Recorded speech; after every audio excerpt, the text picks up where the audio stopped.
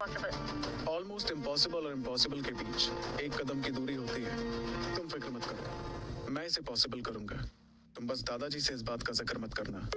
कहकर सनी फोन रख देता है और बहुत देर तक दत्ता के ऑफिस के आसपास ही घूमता रहता है और सोचता है कि दत्ता से कैसे निपटा जाए। काफी देर सोचने के बाद वो दिवेश को फोन करता है और उससे दत्ता की कंपनी के बारे में सारी इंफॉर्मेशन निकालने को कहता है। जिंदगी में पहली बार सनी थोड़ा घबरा रहा है। इस बार उसे अपने लेवल पर ही इस मैटर को सॉल्व करना होगा, पर वो नहीं जानता कि वो ये कैसे करेगा। इसी टेंशन में वो इधर उधर घूम रहा है और तभी एक 19-20 साल की लड़की उससे टकराती है। सनी चौंक जाता है और जैसे ही वो लड़की अपना संतुलन खोकर गिरने वाली होती है, सनी उसे पकड़ लेता है। वो लड़की झटके से सनी से दूर होती है और अपनी शॉर्ट स्कर्ट और शर्ट ठीक करते हुए सनी पर बरसने लगती है। बदतमीज, तुम्हारी हिम्मत कैसे हुई मुझे हाथ लगाने की? अंधा है क्या? उस लड़की की रूडनेस देखकर सनी हैरान रह जाता है। वो अपनी आवाज ऊंची करके कहता है, एक्सक्यूज मी, मैं इधर ही चल रहा हूँ कब से। आप मुझसे आकर टकराई हो, गलती आपकी है और आप मुझे ही अंधा बोल रही हो। सनी को उस लड़की का बिहेवियर देखकर समझ आ जाता है कि वो किसी बड़े बाप की बिगड़ी हुई बेटी है। उसे उस लड़की में दत्ता का फीमेल वर्जन दिखाई देता है। वो लड़की तिल मिलाते हुए कहती है, अंधे को अंधा ही बोलूंगी ना। मुझे पता है तुम जैसे लड़के खुद लड़कियों से टकराते हैं और फिर मासूम बनने की एक्टिंग करते हैं। सनी ऑलरेडी टेंशन में है, ऊपर से वो लड़की उससे बदतमीजी कर रही है। सनी सोच लेता है कि उसे उस लड़की को सबक सिखाना ही पड़ेगा। वो शांति से कहता है, अच्छा मैं अंधा हूँ, ठीक है। ये कहकर सनी प्रिटेंड करता है कि वो अंधा है और सीधे उस लड़की से टकरा जाता है। वो लड़की झल्ला कर कहती है, ये क्या कर रहे हो? पागल हो क्या? पागल नहीं, अंधा हूँ, कुछ देख नहीं सकता मैं। सॉरी, आपको कहीं लगी तो नहीं? यकीन मानिए, मेरा आपको हर्ट करने का कोई इरादा नहीं था। ये कहकर सनी फिर से उस लड़की से टकराता है। वो लड़की अब सनी का गेम समझ जाती है। वो उससे दूर जाते हुए कहती है, मुझे पता है तुम ये सब जानबूझकर कर रहे हो। ज्यादा स्मार्ट मत बनो। मैम, पहले आप डिसाइड कर लो कि मैं अंधा हूँ या स्मार्ट, क्योंकि एक टाइम पर मेरे अंदर ये दोनों क्वालिटीज तो नहीं हो सकती ना। तुम जैसे लड़कों को मुझे अच्छे से सबक सिखाना आता है। तुम्हें पता भी है मैं कौन हूँ? कैसे पता होगा मैम? मैं तो आपको देख भी नहीं सकता ना। अब आप इतना बोल ही रही हैं, तो अपनी पहचान भी बता ही दीजिए। डोंट वरी, मैं तुम्हारा वो हाल करूंगी कि पूरी लाइफ मुझे भूल नहीं पाओगे। आंखें खराब है ना तुम्हारी, पर कान तो ठीक है। तो सुनो, मेरा नाम निकिता है, निकिता शाह। सनी ये सुनकर सोचने लगता है कि कौन है ये निकिता शाह। क्या निकिता शाह सनी की प्रॉब्लम भरी लाइफ में और प्रॉब्लम्स बढ़ाएगी या फिर सनी उससे आसानी से निपट लेगा? सनी अपने दम पर दत्ता से अपना हैक हुआ सिस्टम फ्री करवा पाएगा या फिर उसे अपने दादाजी की हेल्प लेनी पड़ेगी? जानने वो लड़की अपना नाम इतने घमंड से लेती है जैसे कि 5 टाइम ओलंपिक चैंपियन हो, पर इस बात से सनी को कोई फर्क नहीं पड़ता। अब वो जल्दी से वहां से निकलना चाहता है। वो निकिता से कहता है, निकिता शाह हो या रितिका शाह, मैं क्या करूं? हटो मेरे रास्ते से। निकिता गुस्से में कहती है, तुम्हें क्या लगता है मेरी इंसल्ट करके तुम यहाँ से ऐसे चले जाओगे जैसे कुछ हुआ ही नहीं है? मैं भी तुम्हें दिखाती हूँ कि तुम्हारा किससे पाला पड़ा है। ये कहकर वो अपने दोनों हाथ कमर पर रखकर उसके सामने खड़ी हो जाती है। सनी साइड से निकलने की कोशिश करता है पर निकिता उसका रास्ता रोक लेती है। सनी दूसरी तरफ से निकलने लगता है लेकिन वो फिर से उसके सामने आ जाती है। सनी उसे चेताते हुए कहता है, देखो, ये एटीट्यूड तुम अपनी जेब में रखो। मैं लास्ट वार्निंग दे रहा हूँ तुम्हें, मेरा रास्ता छोड़ो। जेब में तो मैं तुम जैसे लड़कों को रखती हूँ, और थोड़ी देर रुको, छोड़ूंगी मैं तुम्हें, वो भी पागल खाने में। ये कहकर निकिता अपना फोन निकालकर किसी का नंबर डायल करती है। सनी अब उससे और बहस नहीं करना चाहता। वो अचानक निकिता को कंधे पर उठा लेता है और निकिता चिल्लाते हुए कहती है, यू फूल, छोड़ो मुझे। तुम्हारी हिम्मत कैसे हुई मुझे छूने की? नीचे उतारो मुझे। बस एक मिनट, तुम्हें तुम्हारी सही जगह पर उतारूंगा। सनी उसे सीधा थोड़ी दूर पर रखे कचरे के डिब्बे में डाल देता है। निकिता के पूरे बदन पर गंदा कचरा चिपक जाता है। उसकी लाइफ का ये सबसे एम्बैरेसिंग मोमेंट है। वो इतनी शॉक्ड है कि कुछ बोल नहीं पा रही। वहां से गुजर रहे लोग निकिता की हालत देखकर हंस रहे हैं। सनी अपने हाथ झटकते हुए कहता है, ये है तुम्हारी सही जगह। एक्चुअली इस डिब्बे से ज्यादा कचरा तुम्हारे दिमाग में भरा हुआ है। थोड़ी देर में कचरे वाला ट्रक आकर तुम्हें ले जाएगा। तब तक आराम से इधर बैठो और लोगों को भी आराम से यहाँ आसपास चलने दो। निकिता गुस्से में उसे गालियां देती रहती है, पर सनी पर उसका कोई असर नहीं होता। वो वहां से निकल जाता है। वैसे तो सनी कभी भी किसी भी लड़की के साथ बदतमीजी नहीं करता, पर आज निकिता को उसकी सही जगह दिखाना जरूरी था। वो राजेश के साथ वापस घर आ जाता है और स्टडी रूम में जाकर अपने दादाजी की दी हुई बुक्स पढ़ने लगता है। उन बुक्स की एक टिप पढ़कर वो अपनी जगह से खड़ा हो जाता है और सोच में पड़ जाता है। वो टिप दत्ता वाली परेशानी से निपटने में उसके काम आ सकती है। तभी युक्ति स्टडी रूम के डोर पर आकर चुपचाप खड़ी हो जाती है। सनी अपनी सोच में डूबा हुआ है। तभी उसका ध्यान युक्ति पर जाता है और वो ठिठक कर चिल्ला पड़ता है, तुमने तो मुझे डरा ही दिया। एक पल के लिए तो मुझे लगा भूत है। इतने साइलेंटली तो हवा भी रूम में एंटर नहीं करती। सनी को डरा हुआ देखकर युक्ति के चेहरे पर स्माइल आ जाती है, लेकिन अगले ही पल वो अपनी ट्रेडमार्क सीरियसनेस के साथ कहती है, मैं तुम्हें डिस्टर्ब नहीं करना चाहती थी। सनी मुस्कुराते हुए कहता है, इट्स ओके, अब जब तुमने डिस्टर्ब कर ही दिया है, आओ अंदर आओ। युक्ति अंदर आकर सनी के सामने वाली चेयर पर बैठ जाती है और इधर उधर देखने लगती है। ऐसा लगता है कि वो कुछ कहना चाहती है पर कह नहीं पा रही। सनी को ये देखकर बड़ा अजीब लगता है। वो अपना गला साफ करते हुए कहता है, जो बोलना है बोल दो युक्ति, वरना तुम्हारे पेट में दर्द उठने लगेगा। ये सुनकर युक्ति हंस पड़ती है। उसे हंसते हुए देखना सच में भूत देखने के बराबर है, क्योंकि वो बहुत कम हंसती है। वो सनी की आंखों में आंखें डालकर पूछती है, तुम्हें कैसे पता मैं कुछ कहना चाहती हूँ? दोस्त हूँ तुम्हारा। इतने टाइम में इतना तो समझ ही गया हूँ कि बिना वजह ना तो तुम कुछ कहती हो ना ही करती हो। अब युक्ति के चेहरे पर मुस्कान की जगह गंभीरता आ जाती है। वो बोलती है, सनी, मैंने फोन पर भी बोला था, फिर से कह रही हूँ, दत्ता बहुत पहुंची हुई चीज है। उसके कनेक्शंस और कॉन्टैक्ट्स काफी ऊपर तक हैं। तुम्हारे लिए उससे निपटना आसान नहीं होगा। क्या मैं तुम्हारे दादाजी को इस बारे में बता दूं? वैसे भी आज नहीं तो कल उन्हें इस बारे में पता चल ही जाएगा। Thank you for your concern युक्ति, पर मैं दत्ता को आउट करने का कोई ना कोई रास्ता फिगर आउट कर ही लूंगा। जब तक गहरे पानी में कूदूंगा नहीं, तब तक तैरना सीखूंगा कैसे? दादाजी के सहारे मैं यहाँ तक आ गया हूँ। अब आगे का रास्ता मैं खुद ही तय करूंगा। युक्ति को सनी का कॉन्फिडेंस और उसका जज्बा अच्छा लगता है।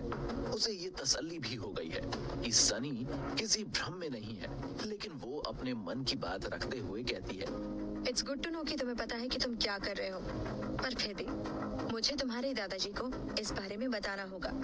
ये कोई मामूली मैटर नहीं है। बाद में उन्हें पता चलेगा तो वो मुझे नौकरी से निकाल देंगे। सनी कुछ सोचते हुए कहता है, युक्ति, अगर मैं तुमसे कुछ करने को कहूँ तो तुम ना तो नहीं कहोगी ना? डिपेंड करता है कि तुम क्या करने को कहने वाले हो। सनी झेप जाता है।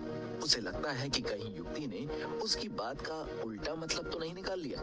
वो अपनी बात क्लियर करते हुए कहता है, डोंट वरी, कुछ ऐसा वैसा करने को नहीं कह रहा हूँ। बस जब दादाजी को तुम ये मसला बताओ, तब क्या फोन तुम स्पीकर पर रखोगी? मैं बस ये देखना चाहता हूँ कि वो कैसे रिएक्ट करते हैं और मुझ पर कितना विश्वास करते हैं। नो नो नो, मैं ऐसा नहीं करूंगी। उन्हें पता चला तो मेरी जॉब भी जा सकती है। पहली बात तो उन्हें पता नहीं चलेगा, और दूसरी बात ये कि क्या तुम अपनी जॉब को लेकर इतनी टेंशन में रहती हो? दादाजी ने अगर तुम्हें काम से निकाल दिया तो मैं रख लूंगा। अब मैं तुम्हारी सैलरी भी अफोर्ड कर सकता हूँ। प्लीज यार युक्ति, कभी तो दादाजी की एम्प्लॉय बनने के बजाय मेरी दोस्त बनो। ये कहकर सनी उसका हाथ पकड़ लेता है। युक्ति फाइनली मान जाती है, लेकिन सनी को वार्न करते हुए कहती है, ठीक है, पर तुम बिल्कुल भी आवाज मत करना। सनी तुरंत पास में पड़ा टेप अपने मुंह पर चिपका लेता है। ये देखकर फिर से युक्ति की हंसी छूट जाती है। सनी उसे फोन करने का इशारा करता है। युक्ति सीरियस होकर सनी के दादाजी को कॉल करके ललित दत्ता की पूरी बात बताती है। वो आगे ये भी कहती है कि सनी इस मैटर में उनकी हेल्प नहीं लेना चाहता। इसके बाद एक लंबी खामोशी छा जाती है। सनी और युक्ति दोनों दादाजी के रिएक्शन का वेट कर रहे हैं। कुछ सेकंड्स के बाद दादाजी बोलते हैं,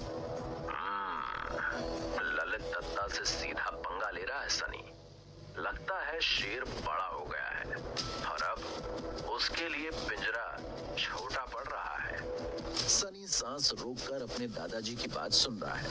युक्ति दादाजी से कहती है, पर सर, दत्ता बहुत बड़ा जानवर है और उसके मुकाबले सनी बहुत छोटा है। आदमी अपनी उम्र से नहीं, फैसलों से बड़ा होता है।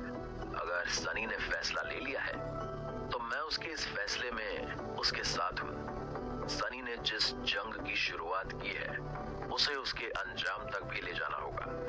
और वैसे भी शेर का बच्चा जितनी जल्दी जंगल में अकेला घूमेगा उतनी जल्दी शिकार करना सीखेगा। मुझे उसकी काबिलियत पर विश्वास है, पर अगर वक्त ने उसका साथ नहीं दिया तो हम उसकी हेल्प करेंगे। ये कहकर दादाजी फोन रख देते हैं। सनी अपने मुंह से टेप निकालकर जोर जोर से उछलने लगता है। उसे ये जानकर बहुत खुशी हो रही है कि उसने दादाजी का विश्वास जीत लिया है और वो उसकी कैपेबिलिटीज पर शक नहीं कर रहे हैं। वो मुस्कुराते हुए कहता है, मुझे सबसे ज्यादा खुशी इस बात की है कि बस अब कुछ ही दिनों में दादाजी मुझे मेरे पेरेंट्स के बारे में बता देंगे। उनका ट्रस्ट तो मैंने जीत ही लिया है, अब बस जल्दी से उनका चैलेंज पूरा करना है। तो वो भी एक ना एक दिन तुम कर ही लोगे, पर तब तक ये मत भूलना कि आज मैंने प्रोटोकॉल्स तोड़कर तुम पर फेवर किया है। टाइम आने पर मैं ये फेवर रिटर्न कर दूंगा। सनी और युक्ति की नजरें मिलती हैं और दो पल के लिए दोनों एक दूसरे में खो जाते हैं। लेकिन तभी सनी का फोन बजता है। युक्ति अपने आप को संभालती है और वहां से निकल जाती है। सनी जैसे ही फोन उठाता है, सामने से दिवेश कहता है, सनी, मैंने तुम्हें एक ईमेल भेजा है जिसमें दत्ता की कंपनीज की डिटेल्ड इंफॉर्मेशन है। सनी तुरंत फोन रखकर वो ईमेल और उसमें अटैच्ड डॉक्यूमेंट्स बारीकी से पढ़ता है। दत्ता की कंपनी के फाइनेंशियल डॉक्यूमेंट्स देखकर सनी की आंखें चमक उठती हैं। वो तुरंत दिवेश को कॉल बैक करके कहता है, दिवेश जी, दत्ता की कंपनी के फाइनेंशियल डॉक्यूमेंट्स देखकर मुझे एक लूप होल नजर आया। उसने बहुत बड़ी टैक्स चोरी की है। उसके इस राज को सीक्रेट रखने की कीमत होगी हमारा ऑपरेटिंग सिस्टम, जो उसे हमें वापस करना ही होगा। दिवेश कुछ सोचते हुए कहता है, ये अच्छी स्ट्रैटेजी है, पर मुझे नहीं लगता कि ये फूल प्रूफ प्लान है। टैक्स चोरी करने वाले लोग सिस्टम में फ्लो ढूंढकर आसानी से बचकर निकल जाते हैं। दत्ता के पास इतना पैसा है कि वो लॉयर्स की फौज खड़ी कर देगा और खुद को बेकसूर प्रूव करवा लेगा। मुझे नहीं लगता कि वो इस बात से डरकर हमारा सिस्टम फ्री करेगा। सनी को भी दिवेश की बात में दम लगता है। वो कहता है, यू आर राइट दिवेश जी, मैं कुछ ज्यादा ही एक्साइटेड हो गया था। मैं कुछ और सोचता हूँ। Good night. सनी फोन रखने के बाद काफी देर तक सोचता रहता है कि वो कैसे दत्ता से निपटे। जब कुछ भी समझ नहीं आता तो वो फिर से दत्ता की कंपनी के डॉक्यूमेंट्स पढ़ने लगता है। इस बार वो एक ईमेल कॉन्वर्सेशन नोटिस करता है जो कि दत्ता और सुधीर सक्सेना के बीच में हुई है। ईमेल में दोनों के बीच काफी गर्मा गर्मी हुई है। साफ पता चल रहा है कि दोनों एक दूसरे को पसंद नहीं करते।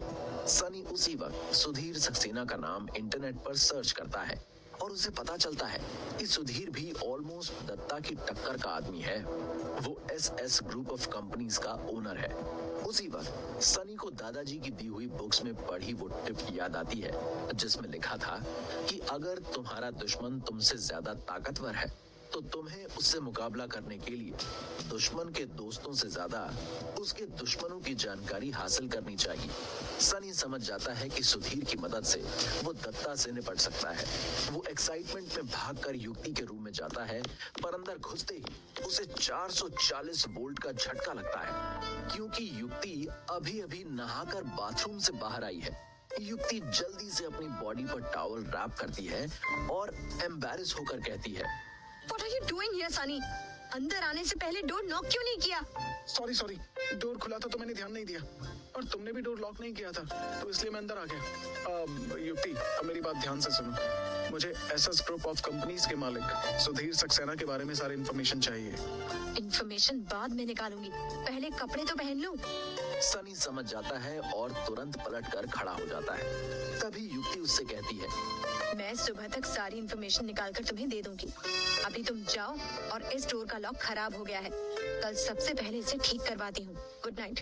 सनी थैंक यू कहकर युक्ति के रूम से चला जाता है और युक्ति जैसे ही टॉवल हटाकर कपड़े पहनने वाली होती है, सनी फिर से रूम में वापस आकर कहता है, एक और बात युक्ति, अब तो तुम डोर नॉक करके आ सकते थे ना।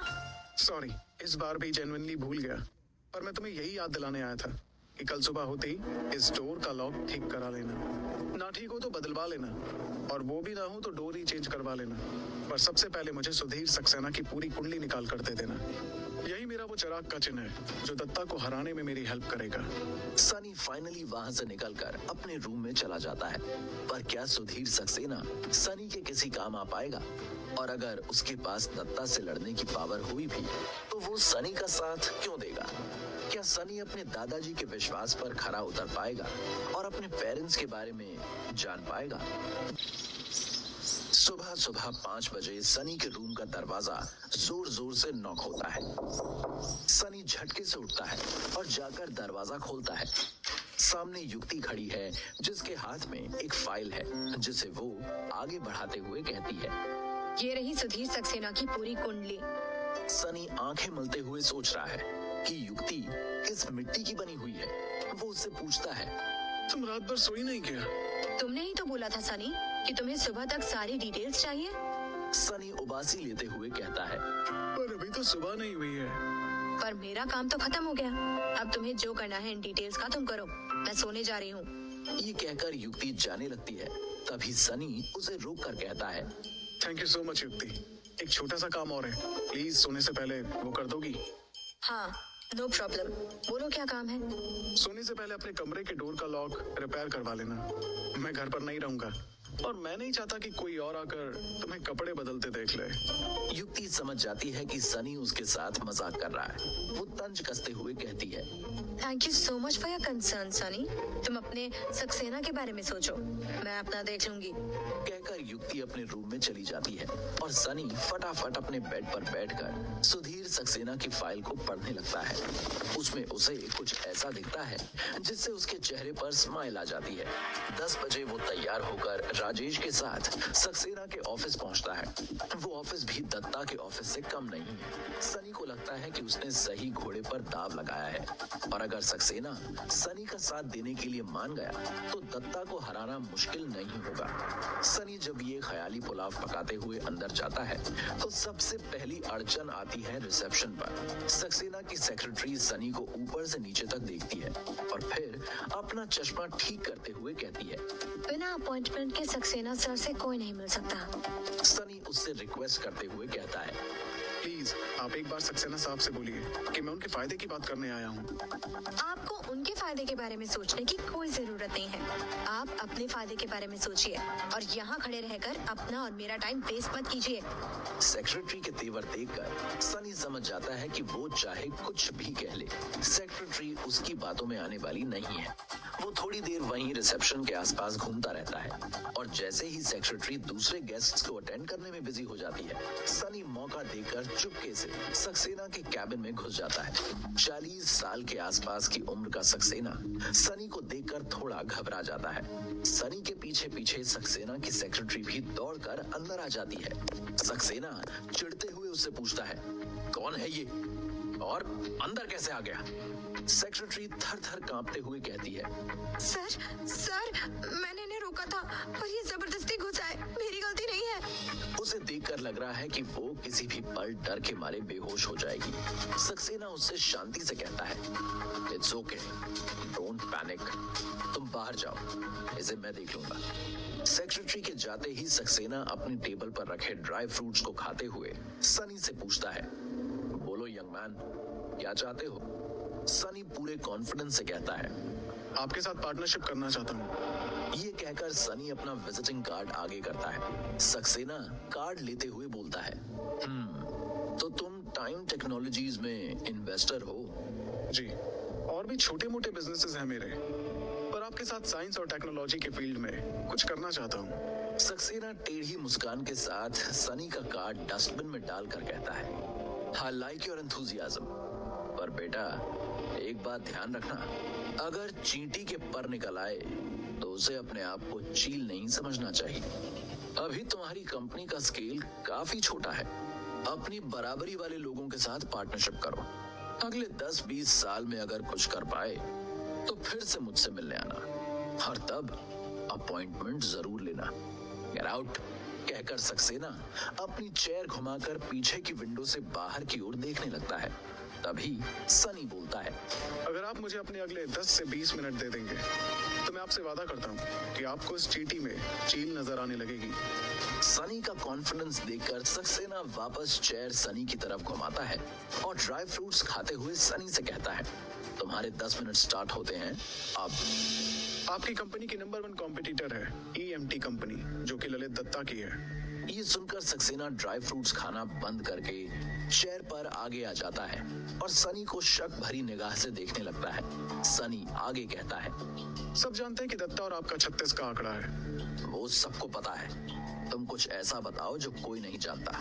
कोई ये नहीं जानता है कि अगर हम दोनों मिल जाएं तो आप आसानी से दत्ता को बर्बाद कर सकते हो। अब समझा, तुम अपने दुश्मन के दुश्मन से हाथ मिलाकर उसे हराना चाहते हो। यस, आपके आदमी को परखने के एक्सपीरियंस को मान गया मैं। उसी एक्सपीरियंस के बेसिस पर मैं कह रहा हूँ, मुझे तुम्हारी इस डील में कोई दिलचस्पी नहीं है। मैं दत्ता से खुद निपट लूंगा। अगर आप उससे निपट सकते तो अभी तक निपट चुके होते।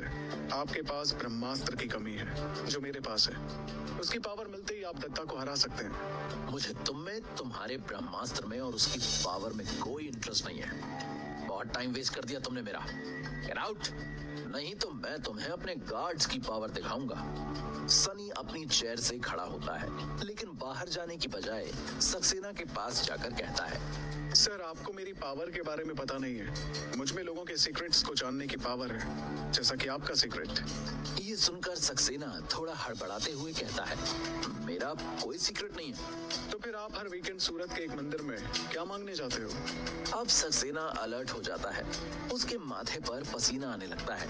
अब की बार सनी सक्सेना के सामने पड़े ड्राई फ्रूट्स के बॉक्स में से ड्राई फ्रूट्स निकालकर खाते हुए कहता है, भगवान ने आपकी सारी इच्छाओं को तो पूरा कर ही दिया है, फिर भी आप हर वीकेंड वहाँ क्यों जाते हैं, बताइए। सक्सेना अपने रुमाल से पसीना पोंछकर हकलाते हुए कहता है, लोग मंदिर क्यों जाते हैं? आस्था के लिए। लोग आस्था के लिए जाते हैं, पर आप जाते हैं श्रद्धा के लिए, जो कि आपकी दूसरी बीवी है और उसके साथ आपका एक बच्चा भी है ना? ये सुनते ही सक्सेना अपनी चेयर से खड़ा होकर बिजली की रफ्तार से कैबिन के दरवाजे की तरफ भागता है। सनी को लगता है वो वहां से 9-2-11 होने वाला है, पर सक्सेना डोर को अच्छे से लॉक करके सनी के पास आकर पूछता है, तुम्हें ये सब कैसे पता है? आप जितना छोटा आदमी मुझे समझ रहे हैं उतना मैं हूं नहीं। मेरा नेटवर्क भी काफी बड़ा है सक्सेना साहब, इसलिए बोल रहा हूँ। मुझसे हाथ मिलाने में आपका फायदा है। अपने फायदे के चक्कर में तू ये भूल गया कि तू किससे पंगा ले रहा है। तू मेरे बारे में बहुत कुछ जान चुका है और तेरे जिंदा रहने से मेरा बहुत नुकसान हो सकता है। ये कहते ही सक्सेना किसी को फोन करने लगता है। सनी उससे शांति से कहता है, नहीं सक्सेना साहब, उल्टा सीधा कुछ भी करने की सोचना भी मत। आपको क्या लगता है कि मैं यहाँ मुंह उठाकर आ गया और अपनी सेफ्टी का सोचा भी नहीं? इतना कच्चा खिलाड़ी भी नहीं हूँ मैं। 1 मिनट। ये कहकर सनी सक्सेना को अपने फोन पर एक फोटो दिखाता है, जिसमें वो अपनी दूसरी वाइफ को हक करते हुए दिख रहा है। सक्सेना को खांसी आने लगती है। सनी जल्दी से वहां रखा पानी का ग्लास सक्सेना को देकर कहता है, आराम से सक्सेना साहब, ये तो एक फोटो है। ऐसी बहुत सारी फोटोज मेरे 2 आदमियों के पास हैं। अगर मुझे कुछ भी हुआ तो वो ये फोटोज वायरल कर देंगे और फिर आप अपनी पहली बीवी के पैरों में जाकर गिरेंगे और साथ साथ मार्केट में आपकी कंपनी के शेयर्स भी। आपको अपनी वाइफ से छुपाकर ऐसी गिरी हुई हरकत नहीं करनी चाहिए थी। सनी फिर से बॉक्स में से ड्राई फ्रूट्स निकालकर खाने लगता है। तभी गुस्से से लाल सक्सेना ड्राई फ्रूट्स का बॉक्स उठाकर फेंक देता है और चिल्लाकर कहता है, तुझे पता नहीं है बच्चे, तू क्या कर रहा है? मुझे पता है मैं क्या कर रहा हूँ और मैं ऐसा बिल्कुल भी नहीं करना चाहता। अगर आप चाहते हो कि मैं आपके राज को हमेशा राज रखूं, तो मेरे साथ हाथ मिला लीजिए, इसमें हम दोनों का ही फायदा है और दत्ता का नुकसान। सक्सेना के पास अब सनी की बात मानने के अलावा और कोई चारा नहीं है। वो चुपचाप अपनी चेयर पर बैठ जाता है और पूछता है, ठीक है, मैं तुम्हारे साथ हूँ, पर तुम्हारा प्लान क्या है? प्लान यह है कि मेरे पास इस फाइल में दत्ता की कंपनी का काफी कॉन्फिडेंशियल डेटा है, जिससे साफ पता चलता है कि उसने बहुत बड़े लेवल पर टैक्स चोरी की है। अगर हम इस डेटा को इनकम टैक्स डिपार्टमेंट को दिखा दें और मीडिया में ये बात फैला दें, तो दत्ता का द एंड हो जाएगा। सक्सेना सनी की तहकीकात से काफी इम्प्रेस होता है और अपने चेहरे पर सीरियस एक्सप्रेशंस लाकर पूछता है, ये काम तो तुम खुद भी कर सकते थे, इसमें तुम्हें मेरी क्या जरूरत है? अगर मैं अपने दम पर ये करूंगा तो दत्ता अपने कनेक्शंस का इस्तेमाल करके ये पूरा मैटर दबा देगा।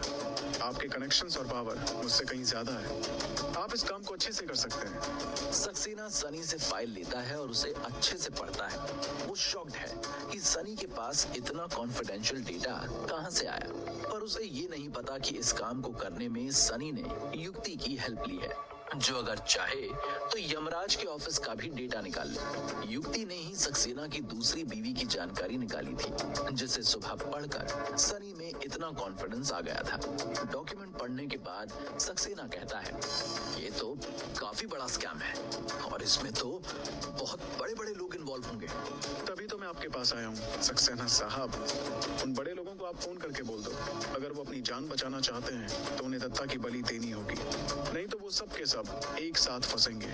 सक्सेना उसी वक्त इनकम टैक्स के सीनियर ऑफिसर को फोन करता है और वही कहता है जो उससे सनी ने कहा है।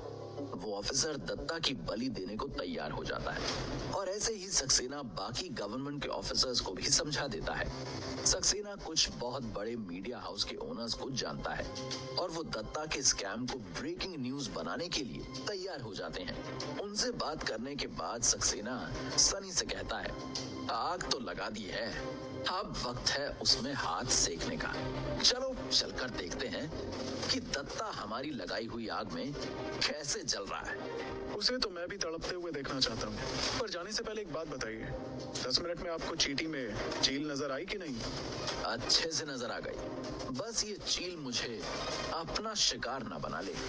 अब तो हम सफर हैं सक्सेना साहब, एक दूसरे का शिकार नहीं बल्कि मिलकर दत्ता जैसों का शिकार करेंगे। चले अपने शिकार की हालत देखते हैं कैसी है। सक्सेना और सनी दोनों दत्ता के ऑफिस के बाहर पहुंचते हैं। वहां पर हर न्यूज चैनल की ओबी वैन खड़ी हुई है। बहुत सारे रिपोर्टर्स दत्ता के ऑफिस में पड़ी इनकम टैक्स की रेड की लाइव रिपोर्टिंग कर रहे हैं। सक्सेना खुश होकर कहता है, तीर तो निशाने पर लगा है। सक्सेना साहब, दत्ता भी कम नहीं है, वो हमारे बिछाए जाल को हमारे ऊपर उल्टा भी फेंक सकता है। आप श्योर हैं कि आपके लोग हमें धोखा नहीं देंगे? जैसे ही सनी ये पूछता है, उसी वक्त इनकम टैक्स ऑफिसर के साथ दत्ता अपनी बिल्डिंग से बाहर निकलता है। वो उस ऑफिसर से हंस के बात कर रहा है। ये देखकर सनी और सक्सेना की हंसी बंद हो जाती है। क्या दत्ता ने सही में सनी और सक्सेना की चाल को उल्टा कर दिया है? क्या होगा जब दत्ता को पता चलेगा कि इस सब के पीछे सनी है? क्या इस मैटर में फेल होने के बाद सनी अपने दादा का विश्वास खो देगा? इस दत्ता को इनकम टैक्स ऑफिसर के साथ हंसते हुए बात करता देख सनी और सक्सेना एक दूसरे को देखने लगते हैं और सोचते हैं कि कहीं शिकारी खुद ही शिकार तो नहीं बन गए। वो दोनों ये अच्छे से जानते हैं कि अगर दत्ता ने उन्हें उनके ही गेम में फंसा दिया तो ये उन दोनों की फर्स्ट और लास्ट डील होगी और बाद में दत्ता किसी को भी उनके साथ काम नहीं करने देगा। सनी थोड़ा घबराकर सक्सेना से कहता है, ये दत्ता तो ऐसे हंस रहा है जैसे इसे फिल्म अवार्ड्स में ट्रॉफी देने के लिए इनविटेशन आया हो। पक्का आपके किसी आदमी ने हमें धोखा दिया है। सक्सेना सोचते हुए कहता है, ऐसा नहीं हो सकता। ना ना, एक्चुअली हो भी सकता है। नहीं हो सकता, हो भी सकता है? क्या कह रहे हो आप? साफ साफ बात करो ना। बात क्या है, ये तो वहां जाकर ही साफ होगी सनी। दोनों सक्सेना की गाड़ी से उतरकर दत्ता की तरफ जाते हैं। इनकम टैक्स ऑफिसर और दत्ता वहां दूर खड़ी सरकारी गाड़ी की तरफ जा रहे हैं और मीडिया वाले उनका पीछा कर रहे हैं। पुलिस वाले मीडिया को रोक लेते हैं और दत्ता को अलग ले जाते हैं। दत्ता की गाड़ी में बैठने से ठीक पहले सक्सेना वहां पहुंचकर ऑफिसर से पूछता है, क्या हुआ ऑफिसर? दत्ता साहब को कहां लेकर जा रहे हो? वो ऑफिसर कड़क आवाज में कहता है, दत्ता चोरी करके सीना चोरी कर रहा है। एक तो टैक्स चोरी की, ऊपर से मुझे घूस देने की बात कर रहा है। इसे समझ नहीं आ रहा है कि ये कितना सीरियस मैटर है। अंदर जाते ही सारी हंसी निकल जाएगी इसकी। ये सुनकर सक्सेना चैन की सांस लेता है। वो समझ जाता है कि दत्ता जो हंस के ऑफिसर से बात कर रहा था, वो दरअसल उसे घूस देने की कोशिश कर रहा था। सक्सेना ऑफिसर से रिक्वेस्ट करते हुए कहता है, अगर आप अलाउ करें तो क्या मैं 1 मिनट के लिए दत्ता साहब से बात कर लूं? ऑफिसर के हाँ कहने के बाद सक्सेना दत्ता के सामने जाता है। दत्ता समझ जाता है कि इस सब में सक्सेना का हाथ है। सक्सेना दत्ता पर तंज कसते हुए कहता है, दत्ता साहब, क्या जरूरत थी चोरी करने की? इतना सब कुछ तो दिया है आपको ऊपर वाले ने, फिर भी इतना लालच? दत्ता दांत पीसते हुए कहता है, मुझे पता है ये सब तूने किया है, पर सवाल है कि कैसे? तुझे मेरे फाइनेंशियल लूपहोल्स के बारे में कैसे पता चला? आज तक तो तू इसके बारे में कभी जान नहीं पाया। सक्सेना हल्की मुस्कान के साथ कहता है, इसका जवाब मैं आपको जरूर दूंगा, ताकि आप जेल में बैठकर ये सोच सोच कर परेशान ना हो कि सक्सेना ने ये सब कैसे किया।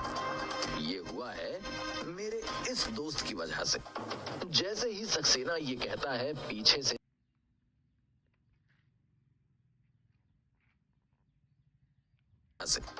जैसे ही सक्सेना ये कहता है, पीछे से सनी वहां आ जाता है, जिसे देख दत्ता के होश उड़ जाते हैं। दत्ता ने सनी का सिस्टम हैक करवाया था, पर उसे नहीं पता था कि वो जिसे बच्चा समझता है, वो उसका सारा सिस्टम हैंग कर देगा। वो गुस्से में कहता है, तुझे हल्के में लेकर मैंने बहुत बड़ी गलती कर दी। सनी सीरियस होकर कहता है, मैं तो पहले ही बोल रहा था कि तुमने मेरा ऑपरेटिंग सिस्टम हैक करवा के गलती की है। मुझे ऐसे हैकर्स मिल गए हैं जिन्होंने मेरे सिस्टम को रिट्रीव कर लिया है, पर तुम्हें सबक सिखाना जरूरी था ताकि तुम किसी और के साथ ऐसा ना कर पाओ। दत्ता घमंड के साथ जवाब देता है, अगर सक्सेना तेरा साथ नहीं देता तो तू मेरा बाल भी बांका नहीं कर पाता। ये मुझे पता था, इसलिए तो मैं सक्सेना साहब के पास गया, पर सही कहूँ तो तुझे हमने नहीं, तेरे घमंड ने हराया है। दत्ता अचानक से पागलों की तरह हंसने लगता है। अगर सक्सेना अकेले उसे अपने दम पर बर्बाद करता तो उसे इतनी तकलीफ नहीं होती, पर वो इस बात को पचा नहीं पा रहा कि सनी जैसा एक बच्चा उस पर भारी पड़ गया। उसकी हंसी में उसकी तकलीफ साफ नजर आ रही है। ऑफिसर ड्राइवर से चलने के लिए कहता है और गाड़ी वहां से निकल जाती है। जाते जाते दत्ता सनी को घूरता रहता है। सनी सक्सेना की तरफ मुड़ता है, जो दत्ता के बड़े से ऑफिस को देख रहा है। सनी पूछता है, क्या हुआ सक्सेना साहब? अभी तो दत्ता जेल पहुंचा भी नहीं है और उसके ऑफिस पर आपने नजर टिका ली है। सक्सेना सनी की तरफ मुड़कर कहता है, बहुत घमंड था दत्ता को अपने ऑफिस पर। कहता था कि उसका ऑफिस सोने की लंका जैसा आलीशान है। विश्वास नहीं हो रहा कि हमने उसमें आग लगा दी है। आग तो लगा दी है, पर अभी तक उसकी लंका पूरी तरह से जली नहीं है। दत्ता अपने कनेक्शंस और पावर का इस्तेमाल करके जेल जाने से बचने की पूरी कोशिश करेगा। हमें उसे रोकना होगा। दत्ता के अरेस्ट होने की खबर फैलते ही उसकी कंपनी के शेयर्स बुरी तरह से गिर गए हैं। उसकी कंपनी की रेपुटेशन तो बर्बाद हो गई है, पर अभी भी उसकी फैमिली उसकी मदद कर सकती है। पर तुम उनकी टेंशन मत लो, उन्हें मैं संभाल लूंगा। मुझे पता है कि आप आगे की सारी प्रॉब्लम्स संभाल लोगे। मैं अभी आपकी समस्या खत्म कर देता हूँ। मैं अपने और अपने साथियों के फोन से आपका सारा पर्सनल डेटा डिलीट कर दूंगा। आपको इस बात से डरने की बिल्कुल भी जरूरत नहीं है कि मैं आपके अगेंस्ट वो डेटा इस्तेमाल करूंगा। मेरा मकसद पूरा हो गया है। अब मैं आपको इस पार्टनरशिप में रहने के लिए भी फोर्स नहीं करूंगा।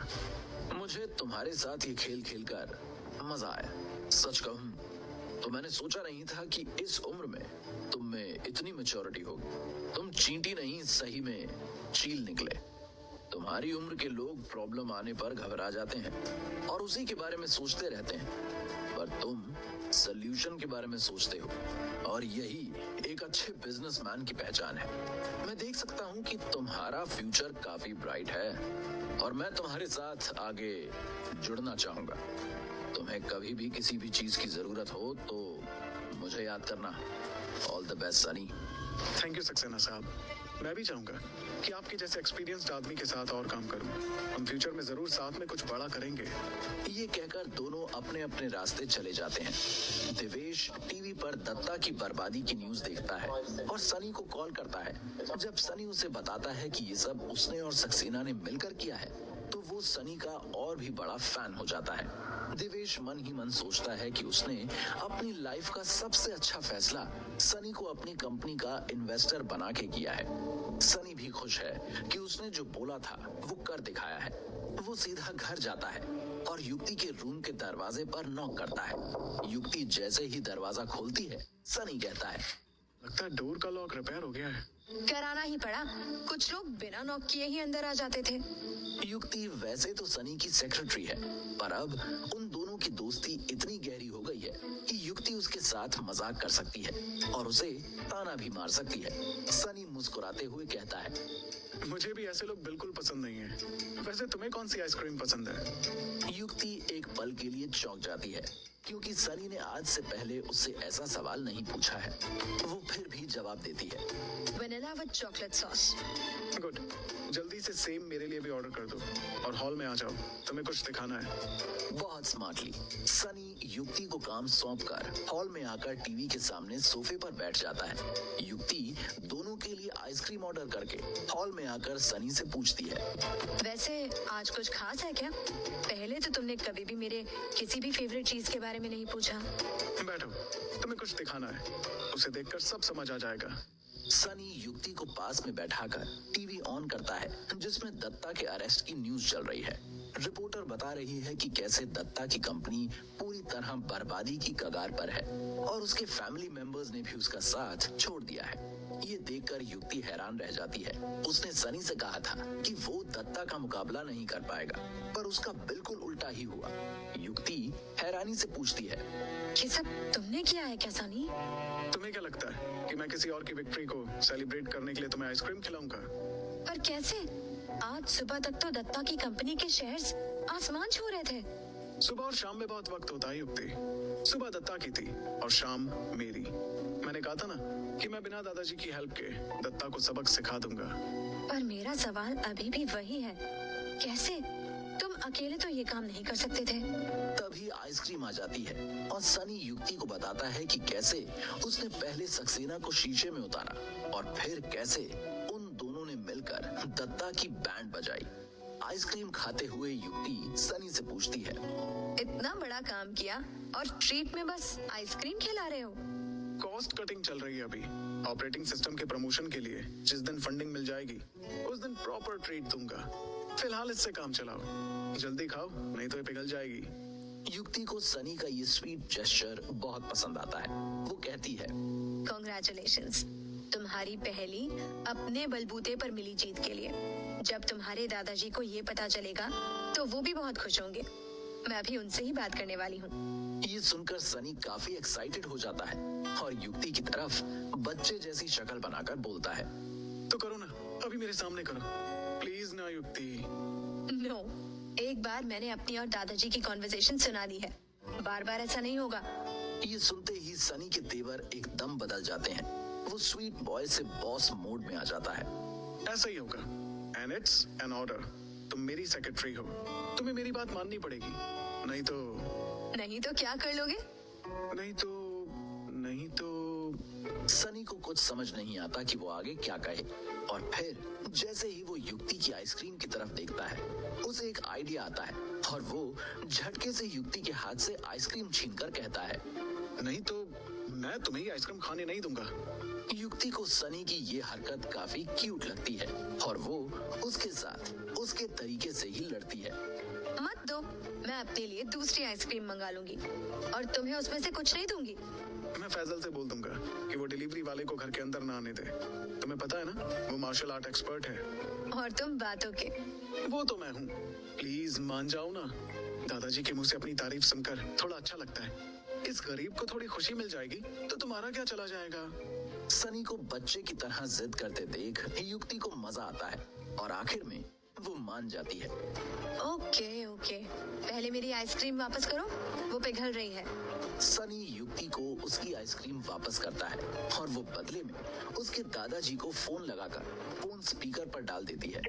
बेल जाते ही सनी अपनी सांस रोककर दादाजी के फोन उठाने का वेट करता है।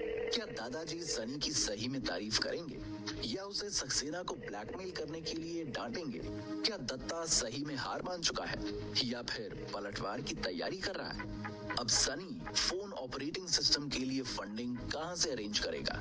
जैसे ही सनी के दादाजी युक्ति का कॉल उठाते हैं, वो सनी को चुप रहने का इशारा करती है। सामने से दादाजी भारी आवाज में कहते हैं, मैंने तुम्हारी भेजी हुई रिपोर्ट्स पढ़ ली हैं युक्ति। सनी की बैलेंस शीट का बैलेंस अभी तक तो ठीक लग रहा है। आगे देखते हैं कि वो कैसा परफॉर्म करेगा। जी सर, मुझे आपको ये भी बताना था कि सनी ने ईएमटी कंपनी के ओनर ललित दत्ता से अपने सिस्टम को हैक करवाने का बदला ले लिया है। पर न्यूज में तो दिखा रहे हैं कि दत्ता की कंपनी की बर्बादी के पीछे उसके प्रोफेशनल राइवल सुधीर सक्सेना का हाथ है। हाथ भले ही सक्सेना का हो, पर दिमाग सनी का है सर। उसने ही सारी प्लानिंग करके बहुत सिस्टमैटिक तरीके से दत्ता को सबक सिखाया है। सनी को ये देखकर खुशी हो रही है कि युक्ति दादाजी के सामने सनी की जीत को अच्छे से बता रही है। वो उसे थम्स अप का इशारा करता है, पर युक्ति दादाजी से बात करते वक्त सनी पर ध्यान नहीं देती और अपनी बात कंटिन्यू करती है। ये अपने आप में बहुत बड़ी बात है सर। पहली बार सनी ने फैमिली के कनेक्शंस का इस्तेमाल किए बिना इतना बड़ा काम किया है। It's very impressive. लगता है सनी से तुम कुछ ज्यादा ही इम्प्रेस हो गई हो। ये सुनते ही युक्ति और सनी दोनों की जीभ बाहर निकल आती है, जैसे किसी बड़े ने बच्चों को शरारत करते हुए पकड़ लिया हो। दादाजी आगे कहते हैं, अच्छी बात है कि सनी ने अपनी प्रॉब्लम को अपने हिसाब से सॉल्व कर लिया है, पर इसके लिए उसकी ज्यादा तारीफ करने की जरूरत नहीं है। ऐसा तो आगे उसे हर कदम पर करना होगा। एक बात याद रखना युक्ति, तारीफ के साथ शैतान आता है, जो कानों के जरिए आपके सिर पर चढ़कर बैठ जाता है और आपकी ग्रोथ को रोक देता है। इसलिए तारीफ को हमेशा एक कान से सुनकर दूसरे कान से बाहर निकाल देना चाहिए। ये बात तुम सनी को भी मेरी तरफ से समझा देना। ये कहकर दादाजी फोन रख देते हैं। सनी युक्ति की तरफ देखकर कहता है, शैतान वाली बात तो एकदम ठीक कही दादाजी ने। मैं इस बात को हमेशा याद रखूंगा। चलो तुम अपना काम करो, मैं भी सोचता हूँ कि फंडिंग का अरेंजमेंट कहाँ से करूँ। ये कहकर सनी अपने कमरे की तरफ जाने लगता है। तभी उसे कुछ याद आता है और वो युक्ति की तरफ मुड़कर कहता है, थैंक यू सो मच, तुमने दादाजी के सामने मेरी बहुत तारीफ की। You are welcome. पर सुना ना दादाजी ने क्या कहा? इतनी जल्दी भूल गए? नहीं, मैं उनकी बात भूला नहीं, पर तुम उनकी बात समझी नहीं। तारीफ तब हमारा नुकसान करती है जब हम उसे सुने। इसलिए तुम आगे से मेरी तारीफ मेरे सामने नहीं, मेरे पीठ पीछे ही करना। ये बोलकर सनी स्माइल करता हुआ वहां से चला जाता है और युक्ति फिर से सनी की स्मार्टनेस से इम्प्रेस हो जाती है। अपने रूम में जाने के बाद सनी नहाकर जैसे ही बाहर आता है, उसे श्रुति का कॉल आता है। बिजी हो क्या सनी? सनी बाल पूंछते हुए कहता है, नहीं, अभी तो नहीं हूँ। कैसी हो आप श्रुति? वैसे ही जैसे आसमान होता है बादलों के बगैर, बेजान, बंजर, खाली। इसी खालीपन को भरने के लिए ही तो तुम्हें फोन किया है। तुम्हें अपना वादा याद है ना? वादा? कौन सा वादा? मुझे पता था तुम भूल गए होगे। तुमने वादा किया था कि तुम मेरे साथ मेरे फैमिली होम चलोगे। अरे हाँ, सॉरी, मैं भूला नहीं था, बस मुझे याद नहीं था। वाह, क्या बात कही है। तुम तो शायरों की तरह बातों को घुमाने लगे हो। आपके साथ रहने का असर है। पर मैं तो जब भी तुम्हें देखती हूँ बेअसर हो जाती हूँ। खैर, तुम जल्दी से मेरे घर आ जाओ। यहाँ से मेरे फैमिली होम जाने के लिए निकल जाएंगे। सनी प्लान पोस्टपोन करना चाहता है, पर वो श्रुति को मना नहीं कर सकता, क्योंकि जब भी सनी ने श्रुति से हेल्प मांगी है, वो हमेशा उसके लिए तैयार रही है। और अब सनी की बारी है। वो हामी भरते हुए कहता है, ओके, मैं थोड़ी देर में आता हूँ। सनी तैयार होकर अपने ड्राइवर राजेश जी के साथ श्रुति के घर के लिए निकल जाता है। रास्ते में राजेश जी दत्ता को सबक सिखाने के लिए सनी की तारीफ करते हैं। राजेश जी सनी के साए की तरह हैं, जो हमेशा उसके साथ रहते हैं, पर उनकी प्रेजेंस का एहसास नहीं होता। सनी राजेश जी को रोकते हुए कहता है, आप ज्यादा तारीफ मत करो, नहीं तो मेरा दिमाग खराब हो जाएगा। आपको पता है आज दादाजी ने क्या कहा? सनी उन्हें अपने दादा की वही बात बताता है, जहां उन्होंने तारीफ को शैतान से कंपेयर किया था। सनी राजेश जी के साथ काफी कंफर्टेबल फील करता है और अपनी बहुत सी बातें उनसे शेयर भी करता है और कुछ मैटर्स में उनकी एडवाइस भी लेता है। ऐसे ही बातें करते करते दोनों श्रुति के घर पहुंच जाते हैं। सनी जैसे ही श्रुति के दरवाजे पर पहुंचता है, वो देखता है कि दरवाजा खुला हुआ है, पर फिर भी वो नॉक करता है। अंदर से श्रुति की आवाज आती है, दरवाजा खुला है, अंदर आ जाओ सनी। घर में एंटर करते ही सनी को बहुत अच्छी खुशबू आती है। उसे ऐसा लगता है जैसे वो किसी परफ्यूम की शॉप पर आ गया है। पूरे घर में अलग अलग तरह के एंटीक्स रखे हुए हैं, सब कुछ वेल ऑर्गेनाइज्ड है। आगे बढ़ते हुए वो किचन तक पहुंचता है और देखता है कि श्रुति वहां अंदर अपना शॉर्ट बाथरोब पहनकर कुछ कर रही है। तभी वो पलटकर कहती है, तुम बैठो सनी, मैं कॉफी लेकर आती हूँ। सनी हिचकिचाते हुए सोफे पर बैठ जाता है, जहां एक तरफ सनी श्रुति के साथ उसके फैमिली होम जा रहा है, वहीं दूसरी तरफ उसकी फैमिली उसके रास्ते का रोड़ा बनने वाली है और जिसके बारे में उसे पता ही नहीं है। दादाजी ने रतन के बेटे सम्राट को अपने आप को प्रूव करने का जो मौका दिया था, सम्राट उसका पूरा फायदा उठाना चाहता है, पर चाहने से तो कुछ नहीं होता। किसी भी चीज को पाने के लिए मेहनत करनी पड़ती है, जिसकी सम्राट को बिल्कुल आदत नहीं है और इसलिए वो हर वक्त किसी न किसी तरह के शॉर्टकट्स ढूंढता रहता है।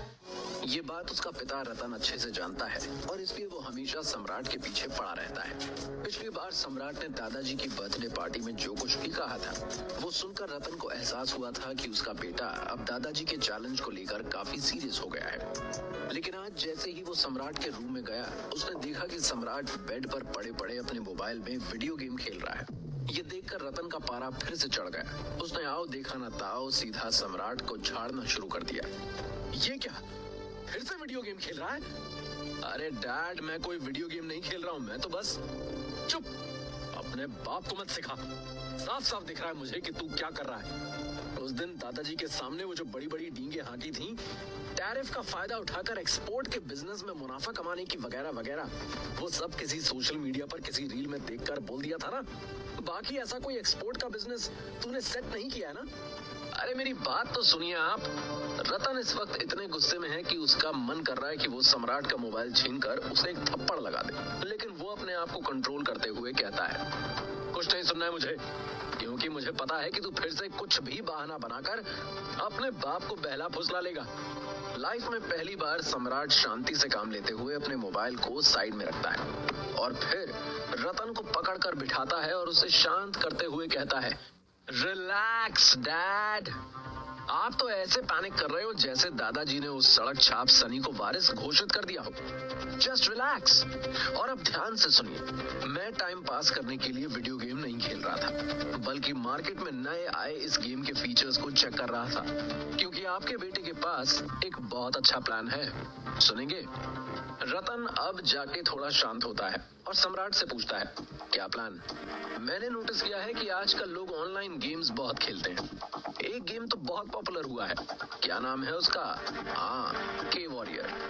हाँ, मैंने भी सुना है उस गेम के बारे में, अच्छा खासा चल पड़ा है। सम्राट और रतन को नहीं पता कि वो जिस गेम की तारीफ कर रहे हैं वो और किसी का नहीं बल्कि सनी का ही है। सम्राट एक्साइटेड होकर कहता है, तो मैंने सोचा है कि मैं उस गेम के डेवलपर को ही हायर कर लूंगा और उसी से अपने लिए वैसा ही एक नया गेम बनवाऊंगा। रतन सोच में पड़ जाता है और फिर कहता है, आइडिया तो बहुत अच्छा है। अगले 10 दिन में तू मुझे गेम का आइडिया और डेवलपमेंट का प्लान बना कर दे। फटाफट इस काम पर शुरू करते हैं, है ना? बस तो आगे से मुझे कोई गेम खेलते या अय्याशी करते देखो तो एक बार डांटने से पहले पूछ लेना। कहते हुए सम्राट फिर से गेम खेलने में लग जाता है और रतन वहीं बैठा सम्राट के वारिस बनने का सपना देखने लगता है। लेकिन दोनों में से किसी को नहीं पता कि वो सम्राट जिस डेवलपर को हायर करने का सोच रहा है वो डेवलपर सनी के लिए उसकी कंपनी में काम कर रहा है। क्या होगा जब सम्राट सनी के उस डेवलपर तक पहुंचेगा? क्या सनी को पता चल जाएगा कि फिर से सम्राट ने उससे उलझने की कोशिश की है?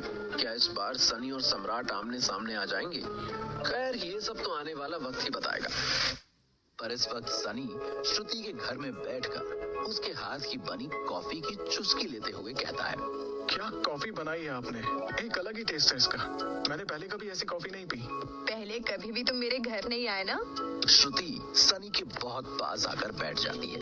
उसके गीले बाल सनी के शोल्डर पर गिरते हैं। सनी थोड़ा अनकंफर्टेबल हो जाता है। और इसी बात पर श्रुति को मजा आता है। सनी नॉर्मल से ज्यादा स्पीड से कॉफी पीने लगता है। श्रुति उससे कहती है, मैंने तुम्हारे लिए एक कस्टम मेड सूट बनवाया है, उसकी फिटिंग चेक कर लो। सूट सुनकर सनी और अनकंफर्टेबल हो जाता है। वो मुंह बनाते हुए पूछता है, सूट पहनना जरूरी है क्या? तुमने वादा किया था कि तुम मेरी फैमिली से मिलने सूट पहनकर चलोगे, ट्राई तो करो, अगर सही ना लगे तो मत पहनना। श्रुति सनी को अपने चेंजिंग रूम में ले जाती है। उसका चेंजिंग रूम देखकर सनी हैरान रह जाता है। वो किसी बड़े क्लोथिंग स्टोर से कम नहीं है। हैंगर्स में लटक रहे कुछ कपड़े तो इतने छोटे हैं कि सनी उन्हें देखकर ऑकवर्ड फील कर रहा है। तभी श्रुति सनी को सूट की जैकेट देकर कहती है, ये लो, देखना कितनी अच्छी लगेगी तुम पर, जल्दी चेंज करो। आप बाहर जाइए तभी तो मैं चेंज कर पाऊंगा ना। क्यों, मेरे सामने चेंज नहीं कर सकते क्या? डोंट वरी, मुझे कोई प्रॉब्लम नहीं है। ओके, अगर आपको कोई प्रॉब्लम नहीं है तो मुझे भी नहीं है। ये कहते ही सनी अपनी शर्ट उतार देता है। श्रुति ने पहली बार सनी को बेयर चेस्टेड देखा है। वो उसकी कसी हुई बॉडी को देखती ही रह जाती है। जैकेट पहनने के बाद सनी पैंट उठाता है और श्रुति को देखता है। वो उससे पूछती है, क्या हुआ, पैंट चेंज करो? बस आपके लिए इतना ही शर्त है। अब आप बाहर जाओ और तैयार हो जाओ, मैं पैंट चेंज करके बाहर मिलता हूँ। सनी श्रुति को वहां से बाहर निकाल देता है। थोड़ी देर बाद वो चेंजिंग रूम से बाहर आता है। सूट उसे फिट आया है। ऐसा लग रहा है जैसे किसी ने नाप लेकर उसका सूट बनाया हो। उसी वक्त श्रुति ब्लैक ड्रेस पहनकर रूम से बाहर आती है, जिसमें वो सिंपल और एलिगेंट लग रही है। वो सनी को देखकर कहती है, this suit suits you well. तुम्हें कैसा लगा? अच्छा तो लग रहा है। अच्छा नहीं, बहुत अच्छा लग रहा है। चलो, अब तुम्हें अपनी फैमिली से मिलवाती हूँ। मुझे आपकी फैमिली के लिए क्या लेकर जाना चाहिए? कुछ भी नहीं। ऐसे खाली हाथ कैसे जा सकता हूँ? कुछ तो लेकर जाना होगा। बोला ना, कोई जरूरत नहीं है। श्रुति की रूट टोन से ऐसा लग रहा है जैसे उसके रिलेशन अपने फैमिली मेंबर से कुछ खास अच्छे नहीं हैं। वो दोनों तकरीबन 4 से 5 घंटे ड्राइव करने के बाद श्रुति के घर पहुंचते हैं। उसका घर एक बहुत बड़े एरिया में है, जिसके एंट्रेंस पर एक बहुत बड़े ईगल का स्टैचू है, जिसके दोनों तरफ गार्डन है और गार्डन के एंड में एक बहुत बड़ी हवेली है। हालांकि हवेली को देखकर लग रहा है कि उसे रेनोवेशन की जरूरत है। श्रुति थोड़ी देर तक अपने घर को देखती रहती है और फिर धीरे धीरे हवेली की तरफ बढ़ती है। उसकी चाल से ऐसा लग रहा है जैसे वो बेमन से वहां जा रही है। जैसे ही वो सनी के साथ हवेली में एंटर करती है, सनी वहां एक लड़की को नोटिस करता है जिसने शॉर्ट स्कर्ट पहनी हुई है और पिंजरे में बंद एक चिड़िया के साथ खेल रही है। उस लड़की को गौर से देखने पर सनी के होश उड़ जाते हैं। कौन है वो लड़की? क्या कनेक्शन है उसका श्रुति के साथ? क्या सनी इन सब लड़कियों के चक्कर में फंसा रहेगा और दूसरी ओर रतन और सम्राट बाजी मार जाएंगे? श्रुति की फैमिली से मिलने गए सनी को जब श्रुति के घर पर शॉर्ट स्कर्ट पहने वो लड़की दिखती है तो उसके दिमाग में शॉर्ट सर्किट हो जाता है। वो लड़की और कोई नहीं बल्कि निकिता शाह है, जिसे सनी ने कुछ दिन पहले उठाकर कचरे के डिब्बे में फेंका था। सनी सोचता है कि निकिता यहाँ क्या कर रही है? क्या ये श्रुति की रिलेटिव है या ये यहाँ काम करती है? ये सारे सवाल सनी के दिमाग में घूम रहे हैं और तभी वो अपना मुंह दूसरी तरफ घुमाकर श्रुति के पीछे पीछे चलने लगता है ताकि वो निकिता को अवॉइड कर सके। पर जैसे ही निकिता की नजर श्रुति पर पड़ती है, वो एटीट्यूड के साथ चलती हुई उसके सामने आकर खड़ी हो जाती है। उसका सारा ध्यान श्रुति पर है, इसलिए वो सनी को नोटिस नहीं करती। निकिता रूडली श्रुति से कहती है, कहाँ सीधा घर में घुसती चली जा रही हो? हमने तो किसी गाना गाने वाली को नहीं बुलाया। चलो बाहर निकलो यहाँ से। सनी ये सुनकर हैरान है। उसने आज तक किसी को भी श्रुति से ऐसे बात करते हुए नहीं देखा। श्रुति सीरियस होकर कहती है, मुझे दादाजी से मिलना है। सनी इस बात से भी हैरान है कि श्रुति ने निकिता को उसकी इंसल्ट करने के बाद भी कुछ नहीं कहा। पर क्यों? दूसरा कोई श्रुति से ऐसे बात करता तो वो उसी वक्त उसे उसकी औकात दिखा देती, पर यहाँ ऐसा नहीं हुआ। निकिता और रूड होकर कहती है, पर वो तुमसे मिलना नहीं चाहते, उनका भी बेसुरा गाना सुनने का मूड नहीं है। अब श्रुति थोड़ी ऊंची आवाज में कहती है, ये मैं उनके मुंह से सुनना चाहती हूँ। तुम क्या चाहती हो और क्या नहीं, उससे हमें कोई फर्क नहीं पड़ता श्रुति। हम लोग तुम्हारा मुंह नहीं देखना चाहते। End of discussion. Get out from here. Shruti ने कस के मुट्ठी बंद की हुई है। उसे गुस्सा तो बहुत आ रहा है, पर वो निकिता के मुंह नहीं लगना चाहती और उसे अवॉइड करते हुए आगे जाने लगती है। लेकिन निकिता उसका हाथ पकड़कर वापस खींचकर कहती है, तुम्हें समझ नहीं आ रहा है क्या? बहरी हो गई हो क्या? कचड़े की जगह घर में नहीं, घर के बाहर होती है। अपने आप चली जाओ, नहीं तो बाहर फेंकवाना पड़ेगा। अब सनी का पेशेंस खत्म हो जाता है। श्रुति उसकी आइडल है और दोस्त भी। वो उसे ऐसे बेइज्जत होते हुए और नहीं देख सकता। इससे पहले कि श्रुति निकिता को कुछ जवाब देती, सनी निकिता के सामने आकर कहता है, कचरे की जगह कहाँ होती है ये तुमसे बेहतर कौन जानता है? जैसे ही निकिता सनी को देखती है, उसका पारा और चढ़ जाता है। उसे यकीन ही नहीं हो रहा कि सनी उसके सामने उसके अपने घर में खड़ा है। वो झल्ला कर कहती है, तुम तो वही हो ना? हाँ मैं वही हूँ जिसने तुम्हें तुम्हारी सही जगह दिखाई थी। बाद में मुझे लगा था कि मुझे तुम्हारे साथ वैसा नहीं करना चाहिए था, पर आज लग रहा है कि मैंने जो किया था वो एकदम सही किया था। श्रुति को कुछ समझ नहीं आ रहा है कि सनी और निकिता क्या बात कर रहे हैं। वो दोनों से पूछती है, तुम दोनों एक दूसरे को कैसे जानते हो और क्या हुआ था तुम दोनों के बीच? निकिता झट से बोलती है, इसने मुझे सबके सामने कचड़े के डिब्बे में डाल दिया था।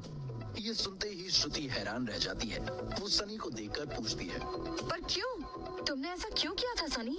सनी निकिता को घूरते हुए कहता है, क्योंकि ये उसी के लायक है। बहुत अच्छा किया था, कचरे का डिब्बा ही सही जगह है तुम्हारी। आज मैं तुझे तेरी सही जगह दिखाऊंगी। तू जानता नहीं है मैं कौन हूँ। मुझे पता है तुम कौन हो, एक बददिमाग लड़की जिसे कोई अंधा नजर आता है और कोई बहरा, जबकि तुम खुद दिमाग से अंधी और पागल हो। मैं कितनी पागल हूँ वो तुझे अभी पता चल जाएगा। गार्ड्स! निकिता चिल्लाकर अपने बॉडीगार्ड्स को बुलाती है और लगभग 10 बॉडीगार्ड्स सनी को चारों तरफ से घेर लेते हैं। उन्हें सनी की तरफ बढ़ता देख श्रुति घबरा कर कहती है, गार्ड स्टॉप! अपनी जगह पर ही रुक जाओ सारे। श्रुति का ऑर्डर सुनकर सब अपनी जगह पर रुक जाते हैं और श्रुति निकिता से कहती है, सनी मेरा गेस्ट है और तुम उसके साथ ऐसे बिहेव नहीं कर सकती। और जो इसने मेरे साथ किया उसका क्या श्रुति? श्रुति सनी की तरफ सवालिया नजर से देखती है। सनी अब एक्सप्लेन करते हुए उससे कहता है, श्रुति, ये बदतमीज लड़की एक ऑफिस के बाहर आकर मुझसे टकराई और मुझे अंधा बोलकर मेरी इंसल्ट करने लगी। इसका एटीट्यूड ऐसा था जैसे मैं कचरा हूँ और मुझे छूकर ये गंदी हो गई है, तो मैंने इसे कचरे के डिब्बे में डाल दिया। अब तुम बताओ, ये तुम्हारी क्या लगती है और तुमसे ऐसे बात क्यों कर रही है? ये मेरी कजिन है। ये सुनकर सनी निकिता को चिढ़ाने के लिए श्रुति से कहता है, तुमने इसे स्कूल नहीं भेजा क्या? इसमें बेसिक मैनर्स की कमी जो है। फिर वो निकिता की ओर मुड़कर कहता है, और तुम श्रुति से बोल रही हो कि तुमने किसी गाने वाली को नहीं बुलाया। सच बताऊं तो तुम्हें देखकर नहीं लगता है कि तुम श्रुति का गाना लाइव सुनना अफोर्ड तक कर पाओगी। तुम्हें तो श्रुति के कॉन्सर्ट की टिकट भी नहीं मिलेगी। ये सुनते ही निकिता का सिर गुस्से से मानो फट जाता है। वो चिल्लाकर कहती है, टिकट तो आज तेरी मैं काटूंगी इस दुनिया से। गार्ड्स, देख क्या रहे हो? इसकी एक भी हड्डी सही सलामत नहीं रहनी चाहिए। तोड़ फोड़ कर कचरे के डिब्बे में डाल दो इसे। तभी श्रुति उन्हें रोकने की कोशिश करते हुए कहती है, नहीं, रुको, मेरी बात सुनो। लेकिन इस बार गार्ड्स पर श्रुति की बात का कोई असर नहीं होता। जैसे ही वो सनी की तरफ बढ़ते हैं, सनी सोचता है कि काश वो आज अपने साथ फैजल को ले आता, क्योंकि इतने सारे लोगों का मुकाबला वो अकेले नहीं कर पाएगा। एक पल के लिए वहां से भागने का ख्याल भी उसके दिमाग में आता है, पर अगर उसने ऐसा किया तो पूरी जिंदगी निकिता उस पर हंसेगी, और अगर नहीं भागा तो उसकी जिंदगी ही नहीं बचेगी। जब उसके मन में ये उधेड़ बुन चल रही है, तब तक गार्ड्स उसके एकदम नजदीक आ चुके हैं। इसलिए अब भागने वाला ऑप्शन तो उसके पास बचता ही नहीं है। इससे पहले कि गार्ड्स उस पर झपटते, एक आवाज वहां पर गूंजती है, स्टॉप! रुक जाओ सब! सब लोग आवाज की तरफ घूमते हैं और वहाँ श्रुति के भाई शान को देखते हैं। निकिता भाग के जाती है और शान से लिपट कर कहती है, भाई, अच्छा हुआ तुम आ गए। इस लड़के ने सबके सामने मेरी बेइज्जती की थी और मुझे कचरे के डिब्बे में डाल दिया था। तुम्हारी बहन को कचरे के डिब्बे में डाल दिया था। मैं इसे ऐसा सबक सिखाऊंगी कि ये पूरी लाइफ कचरे के डिब्बे में ही रहेगा। गार्ड्स, रुक क्यों गए? मारो इसे। इस बार कोई भी बॉडीगार्ड निकिता का ऑर्डर नहीं मानता, क्योंकि वो सब शान के अगले आदेश का वेट कर रहे हैं। साफ पता चल रहा है कि शान की निकिता से ज्यादा चलती है। शान निकिता से कहता है, स्टॉप इट निकिता, तुम ऑलरेडी बहुत कचरा फैला चुकी हो और मत फैलाओ। कोई भी इन्हें हाथ नहीं लगाएगा। ये हमारे गेस्ट हैं। ये सुनकर निकिता से ज्यादा तो सनी और श्रुति हैरान हैं। श्रुति सोच रही है कि आखिरी बार जब शान उनसे मिला था तब तो वो सनी की जान लेना चाहता था, तो अब उसे बचा क्यों रहा है। सनी भी सोच रहा है कि शान उससे बदला लेने का इतना अच्छा मौका क्यों छोड़ रहा है। दरअसल शान ये मौका इसलिए छोड़ रहा है क्योंकि वो सनी की पावर को देख चुका है। उसे भली भांति पता है कि सनी क्या चीज है और क्या कर सकता है। सनी ने शान और उसके पूरे बिजनेस को ऑलमोस्ट बर्बाद कर दिया था। अगर वो श्रुति का लिहाज नहीं करता तो आज शान और उसकी पूरी फैमिली सही में कचरे के डिब्बे में पड़ी होती। पर ये बात निकिता को नहीं पता। वो झल्ला कर कहती है, क्या बोल रहे हो भाई?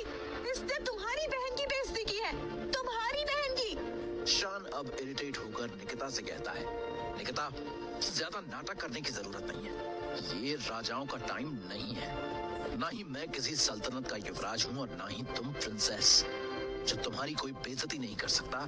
And I'm sure तुमने ही कुछ उल्टा सीधा किया होगा। I know you। निकिता को यकीन नहीं हो रहा है कि उसका भाई उसके दुश्मन को बचा रहा है। वो शान से पूछती है, तुम इसकी तरफदारी क्यों कर रहे हो?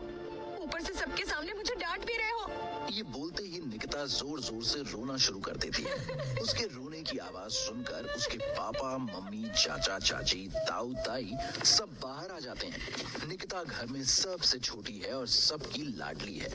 इसी वजह से वो बिगड़ गई है। सारे परिवार वाले उसके पास आकर उससे पूछते हैं कि वो क्यों रो रही है। निकिता बात बढ़ाते हुए कहती है, इस लड़के ने मेरे साथ जबरदस्ती करने की कोशिश की थी और जब मैंने इसे रोका तो इसने मुझे कचरे के डिब्बे में फेंक दिया था और इस वक्त भाई इसी को बचा रहा है। सिंपैथी पाने के लिए उसने सनी पर बहुत गंभीर आरोप लगा दिया। अब उसके परिवार वाले सनी की जान लेना चाहते हैं। तभी श्रुति उन्हें समझाने की कोशिश करती है। जैसा निकिता कह रहे हैं वैसा बिल्कुल भी नहीं है। ये झूठ बोल रहे हैं। मैं क्यों झूठ बोलूंगी? श्रुति इस लड़के को डिफेंड करी है क्योंकि ये उसका बॉयफ्रेंड है। इस वक्त श्रुति कुछ भी क्लैरिफाई नहीं करती और सब लोग श्रुति को सनी जैसे लड़के को बॉयफ्रेंड बनाने के लिए कोसने लगते हैं। श्रुति चुपचाप उनकी गालियां और इल्जाम सुनती रहती है और जब उसके सुनने की क्षमता खत्म हो जाती है तो उसकी आंखों से आंसू बहने लगते हैं। सनी को बहुत बुरा लगता है कि उम्र में इतने बड़े लोग मिलकर श्रुति को बेइज्जत कर रहे हैं। उन्हें श्रुति के आंसू भी दिखाई नहीं दे रहे। अब सनी का पेशेंस जवाब दे देता है और वो चिल्ला कर कहता है, Enough! चुप हो जाओ तुम लोग। सनी इतनी तेज चिल्लाता है कि सब सहम जाते हैं। सनी श्रुति के कंधे पर हाथ रखते हुए कहता है, शर्म आनी चाहिए आप लोगों को। जैसी बातें आप लोग श्रुति के लिए बोल रहे हैं, ऐसी बातें तो कोई पराई के लिए भी नहीं बोलता। कम से कम अपनी उम्र का तो लिहाज कीजिए। अब मैं समझा कि निकिता इतनी नक चढ़ी और बिगड़ी हुई क्यों है। क्योंकि उसकी परवरिश आप जैसे लोगों ने की है, जो किसी की रिस्पेक्ट करना जानते ही नहीं है। बिना सच जाने सब लोग मिलकर एक लड़की को इतना कोस क्यों रहे हो? सनी उनके घर में खड़ा होकर उन सबको आईना दिखा देता है जिसमें सबके चेहरे बहुत घिनौने नजर आ रहे हैं और उन्हें अपनी असलियत जानकर बिल्कुल भी अच्छा नहीं लगता। निकिता का चाचा सनी को धमकाते हुए कहता है, सुन लड़के, हमें तेरे भाषण की जरूरत नहीं है। हमें पता है कि हम क्या कर रहे हैं और अब तू सुन, हम तेरे साथ क्या करने वाले हैं। तूने हमारी लड़की के साथ जबरदस्ती करने की कोशिश की है ना, तू यहाँ से आज जिंदा वापस नहीं जाएगा। गार्ड्स, पकड़ के बांध दो इसे। ये सुनते ही सारे बॉडीगार्ड सनी को पकड़ लेते हैं। श्रुति सबको बहुत समझाने की कोशिश करती है कि निकिता झूठ बोल रही है, पर कोई उसकी बात सुनने को तैयार नहीं है। शान भी उन्हें रोकने की कोशिश करता है, पर कोई भी उसकी बात पर ध्यान नहीं दे रहा। ऐसा लग रहा है जैसे बहुत दिनों के बाद किसी कबीले के हाथों में शिकार आया है और वो सब उसे मिलकर खाने वाले हैं। बॉडीगार्ड सनी को एक पिलर के पास ले जाते हैं और जैसे ही वो उसे बांधना शुरू करते हैं, हवेली के ऊपर से एक दमदार आवाज आती है, रुको। सब आवाज की तरफ देखते हैं। तकरीबन 70 साल का आदमी जिसका बॉडी पोस्चर अभी भी एकदम स्ट्रेट है, सीढ़ियों से उतरता हुआ नीचे आ रहा है। कौन है ये आदमी? क्या ये सनी को बचाएगा या फिर निकिता की बातों में आकर वही करेगा जो सारे घर वाले सनी के साथ करना चाहते हैं?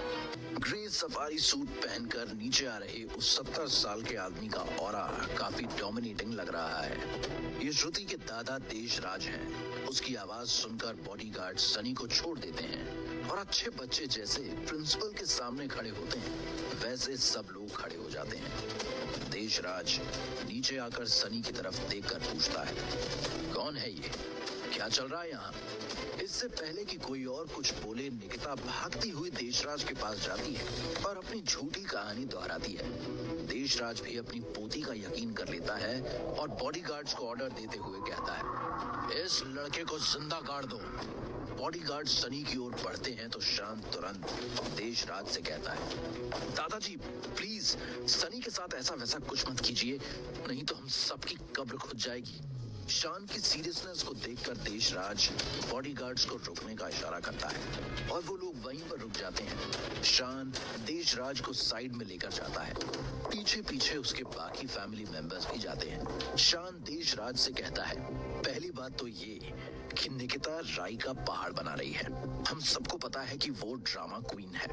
इस लड़के ने निकिता के साथ जबरदस्ती करने की कोशिश बिल्कुल नहीं की होगी, इसकी गारंटी मैं देता हूँ। और दूसरी बात, इसने जो भी किया होगा कम ही किया होगा, क्योंकि ये बहुत कुछ कर सकता है जिस बात का आपको अंदाजा भी नहीं है। शान को सनी की इतनी बड़ाई करते हुए देख देशराज हैरान है और सनी को गौर से देखते हुए कहता है, देखने में तो ये लड़का बहुत बड़ी चीज नहीं लगता। यही गलती तो मैंने भी कर दी थी दादाजी। इसे देखकर इसकी पावर का अंदाजा नहीं होता। छोटा पैकेट बड़ा धमाका है ये दादाजी।